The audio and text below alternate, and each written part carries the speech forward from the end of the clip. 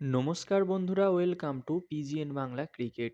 আর মাত্র ঘন্টা ২ বাকি, তারপরেই ভারতীয় দল পিঙ্ক বলে ডে নাইট টেস্ট খেলতে নামছে অ্যাডিলেডের মাটিতে।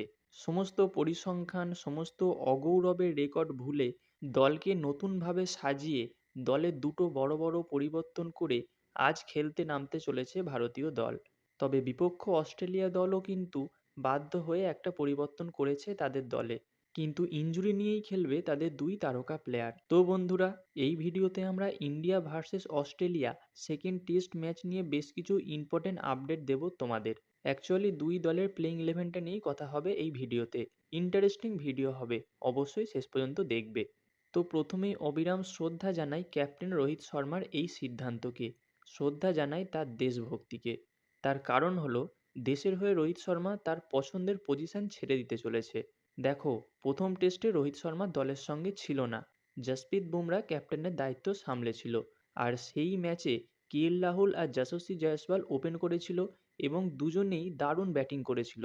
এমনকি অস্ট্রেলিয়াকে ২৯৫ রানে পার্থের মাটিতে হারিয়ে ইতিহাস তৈরি করেছিল। আর দ্বিতীয় ম্যাচে রোহিত শর্মা দলে ফিরে সাংবাদিক সম্মেলনে পরিষ্কার জানিয়ে দিয়েছেন কেএল রাহুল আর যশস্বী জয়সওয়াল দুজনেই ওপেনে ভালো ব্যাট করেছে, ম্যাচ জিতিয়েছে। তাই ওদের ওপেনিং জুটিটা আমি ভাঙতে চাই না, ওরাই ওপেন করবে। আর আমি মিডল অর্ডারে কোনো একটা জায়গায় ব্যাট করে নেব। সত্যি কথা বলতে কি, ওপেনিং পজিশন কেউ ছাড়তে চায় না। আর সেই জায়গায় দেশের স্বার্থে captain Rohit Sharma opening position ছেড়ে দিতে চলেছেন।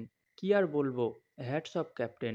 তো এবার রোহিত শর্মা যদি মিডল অর্ডারে খেলে, তাহলে ভারতের প্লেইং ইলেভেনটা কেমন হতে চলেছে চলুন একবার দেখিয়ে দিই আপনাদের।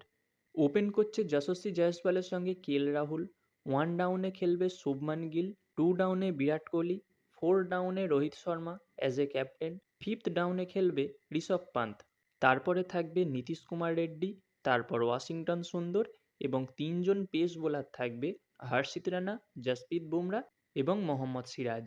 বেসিক্যালি দেবদত্ত পাদিকালের জায়গায় খেলবে শুভমান গিল আর ধ্রুব জুরেলের জায়গায় খেলতে চলেছেন রোহিত শর্মা।